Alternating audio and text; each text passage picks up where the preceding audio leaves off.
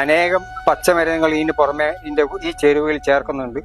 ആ എല്ലാ മരുന്നുകളും ചേർത്ത് ഇത് സംശുദ്ധമായ വെളിച്ചെണ്ണയിൽ നമ്മളിത് കാച്ചിയെടുത്ത് ഫലപ്രദമായിട്ട് ഉപയോഗിക്കുകയാണെങ്കിൽ ഡെൻഡ്രഫ്, ചുണങ്ങ രോഗം, പൊടിയായി വീഴുന്നത്, തലയിലുള്ള ത്വക്കിന്റെ ചർമ്മരോഗങ്ങൾ, അങ്ങനെ മുടി കൊയ്യുന്നവർ, അങ്ങനെ പുഴുനടപ്പ് പോലെയുള്ള കാര്യങ്ങളുണ്ട്. അതൊക്കെ തടഞ്ഞ് നല്ല സമൃദ്ധിയായി മുടി വളരാനുള്ള സാധനങ്ങൾ നിർമ്മിച്ച് പ്രതിയത്വമായി ഉപയോഗിക്കാനുള്ള ഒരു കഴിവ് ഈ എണ്ണക്കുണ്ട്.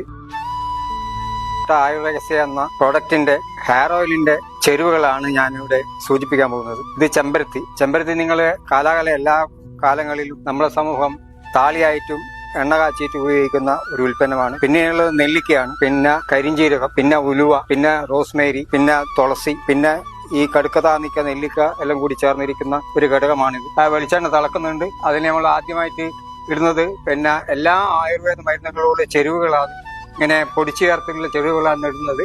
ഈ മരുന്നിന്റെ ചേരുവകൾ ചേർക്കുമ്പോൾ മുടി കൊഴിച്ചിൽ മാറുന്നു, താരൻ പോകുന്നു, പിന്നെ സൈനസൈറ്റിസ്, ജലദോഷം, മറ്റുള്ള ഒരു നല്ല സുഖമായ നിദ്ര, ഇങ്ങനെയുള്ള എല്ലാ ഗുണങ്ങളും മുടിയിലെ പോഷക ഗുണങ്ങൾ ചേർന്നുകൊണ്ട് മുടി നന്നായി വളരാനും നല്ല പുഷ്ടിപ്പെടുത്താനും ഈ ഔഷധക്കൂട്ടിന്റെ ചേരുവ വളരെ നന്നായി ചേരും. ഇതെല്ലാ ചേരുവകളും ഇതിലുണ്ട്. എല്ലാം അരച്ചു ചേർത്തിട്ടാണ് നമ്മൾ ഇതിൽ ചേർക്കുന്നത്.